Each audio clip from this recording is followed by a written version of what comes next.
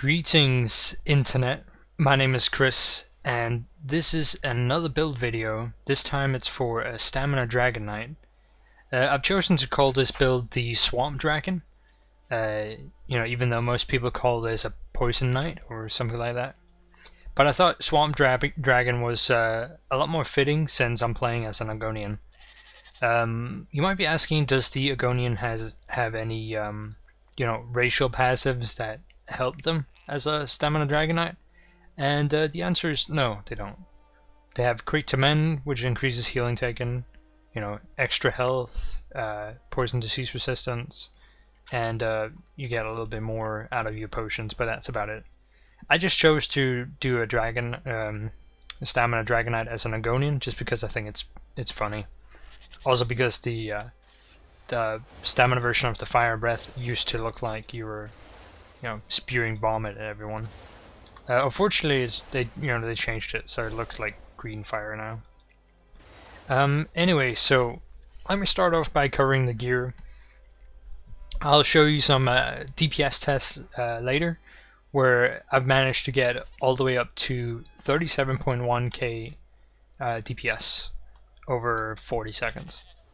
Alright, so the gear I'm using are 2 pieces of Vulcan Scoria. There's a Light Divines and a Heavy Divines, and then 5 pieces of Viper. Only 2 of my pieces have Divines, but I'm gonna try and get Divines on all of them. Then I have 3 Agility pieces with weapon damage on all 3 of them. And then I have a Master Dagger and a Maelstrom Axe and a Maelstrom Bow. Now, I would run 2 Maelstrom Axes, but I've only got the 1 so far, and I'm not having terribly good luck in the arena with the drops. Not to mention, there's increased traits in there, so I'm probably gonna get a lot of really shitty versions as well in the future. But yeah, so if I wanted to have the optimal gear setup, I would have 2 Maelstrom sharpened axes, because the axe bleed is really good. Let me find it here for you. Twin blade and blunt. It says each axe gives your melee attacks an 8% chance to bleed enemies for almost 11,000 physical damage. Now, keep in mind this is unbuffed. Buffed, it'll be a little bit higher, like 12 or 13k. And this ends up, contributing about 2,000 DPS every second that it's active. So yeah, the best setup here would be 2 axes, and then divines on all my Viper pieces, and then sharpened on my bow instead of defending, because defending doesn't really do shit. Alright, and you might be asking, why the Viper set? So as you can see here from stats, it does crit, max stam, crit, and then your melee attacks deal 7.7 thousand poison damage with a cooldown of 4 seconds. And you might be asking why I'm using this and not Hunding's Rage or something else. But let's take a look at Hunding's Rage. So you see, it does the same stat setup, but it just increases your weapon damage. And in the comparisons I've done with my DPS tests, the Viper has come out on top, like by a mile. Because I compared it to a VR14 set I had, and the VR14 set was better than the VR16 Hundings. And now I have a full VR16 set of Viper, so it's even better than Hundings. I also tried out the flanking set, but it ended up being the same or less than Hundings. So Viper is the best option for the setup at the moment. Alright, for the bars, I have them set up like this. My main bar with the dual wield is Rapid Strikes, Noxious Breath, Venomous Claw, Rending Slashes. This is from the dual wield tree. See, it's number 1, Rending Slashes. Camouflage Hunter, Flawless Dawnbreaker, Poison Injection, Endless Hail, Rearming Trap, Caltrops, Camouflage Hunter, and Standard of Might. The reason why my bars are set up like this in this order is because that's the order I would go through them. So, you know, I would start off combat by using the arrows, then the caltrops, then the trap, then the poison injection. If I had a banner, I would drop that as well. Then I'd swap over, use my rapid strikes, noxious breath, rapid strikes, venomous claw, rapid strikes, rending slashes, rapid strikes again, swap bar, poison injection, and then rebuff the arrow barrage and the trap again. You only want to rebuff caltrops whenever it runs out. It lasts a lot longer than all the other buffs. All the buffs I have right now last about 10 seconds each. Yeah, 9 seconds on this one. 10.5 on this. 10 seconds on this. 10 seconds on this. 10 seconds on this one, and about 10 seconds on the buff from this one. You might also be wondering why I'm not using Flames of Oblivion. And some people like to use Flames of Oblivion, but when you're animation cancelling a lot of things, it becomes kind of annoying to do it reliably every single time. You know, obviously now I'm not having any problems, but when you're, you know, when you have a slight bit of latency or when you're lagging a little bit, it becomes, you know, kind of unreliable, and you end up losing more DPS than you gain from having it. And also, I don't feel like it's contributing that much, and the times I've gotten a lot of DPS on my tests have been without it. And the reason why we also want to have Camouflage Hunter is because it's a static boost to our crit, plus having it slotted gives us 3%. Because you can see here the Slayer for Fighters Guild says increases weapon damage by 3% for each fighter skilled ability slotted, and I have 2 on each bar. Rearming Trap here, Camouflage Hunter here, and Flawless Dawnbreaker. You can see this also increases the damage we do passively while it's slotted on our bar, which further helps. So that's the rotation, that's stuff I do. For my stats, I have 64 in stamina, and I have the Shadow Mundus Stone that increases the critical strike damage. You might be thinking that the Thief is better, but from the test I've done, the Shadow has been the best by far.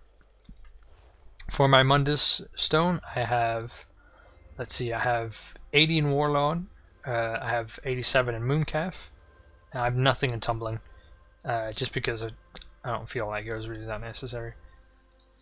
Then I have 190, 48 in Thaumaturge, and 19 in Precise Strikes.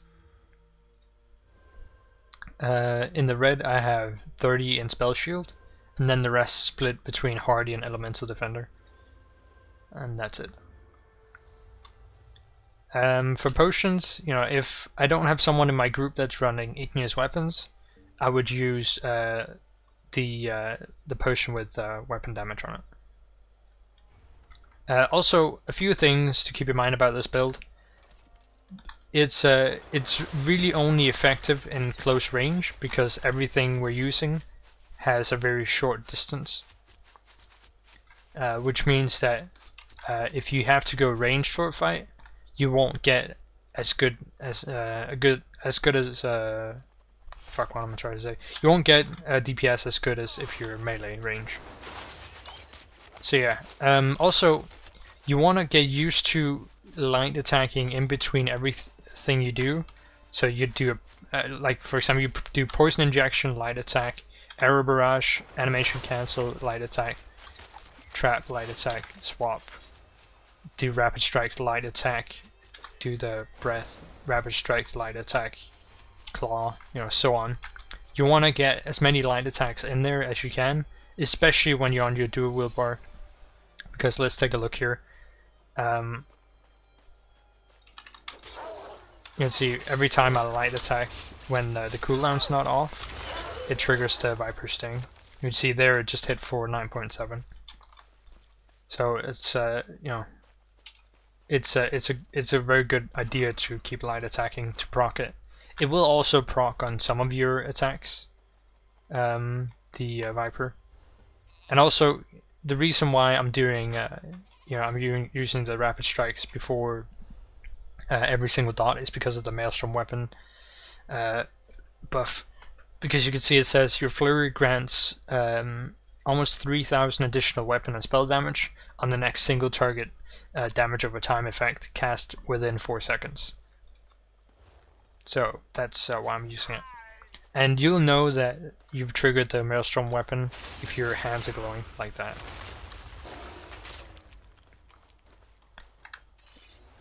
Let's see if I can do it again here. No. No. Okay, there. See, this is obviously the problem with only having one axe or having one jewellery weapon. The fact that, you know, it doesn't proc all the time, and that's why, you know, I still need one axe. But as I mentioned earlier, I've been able to get, you know, 37.1k DPS on the blood spawn with this setup, even though it's not, you know, 100% optimal at the moment. Like, for example, I haven't even maxed out the Undaunted stuff yet. So when I have all that maxed out, when I have divines on all my gear, you know, then obviously I should be able to get a lot more DPS. Alright, so this is the DPS test. I've just slowed down the footage by about 50%, just so you can more easily see everything I'm doing. And you can see I'm trying to animation cancel everything. The banner, the arrow barrage, the caltrops, the trap. You can see here, rapid strikes before everything, rapid strikes again, and I keep doing my light attacks. Hopefully you can also keep track on the left side where you see all the dots going off. See, there's the poison injection, arrow, and animation cancel, trap, swap cancel, rapid strikes, breath, rapid strikes, claw, rapid strikes, rending slashes, rapid strikes again, and then it'll be swap bar, poison injection, arrow barrage, trap, swap bar, rapid strikes, breath, so on, so on. And you can see right now in the top left corner, I'm maintaining about 37k DPS, and it'll end at about 37.1. Also, the reason why we're running the trap is because every time it triggers, it gives us a buff that increases the damage of our crits. Also, just for transparency's sake, for this DPS test here, I have one person running the Aggressive Warhorn for the first 30 seconds of the fight, and I had my healer friend constantly buffing me with Combat Prayer. Anyway, this was my Swamp Dragon build. Hopefully this helped some of you if you're running Stamina Dragonknight, or maybe it enticed you to start making a Stamina Dragonknight character. Anyway, thanks for watching. Also, I'd like to say a big thanks to Zero and Kim for helping me out with many DPS tests. You guys also just here you can see a breakdown of the top 10 DPS contributors. Just to point it out, the Viper Sting did about 1.8k DPS there. Usually it does between 1.5 and 2k.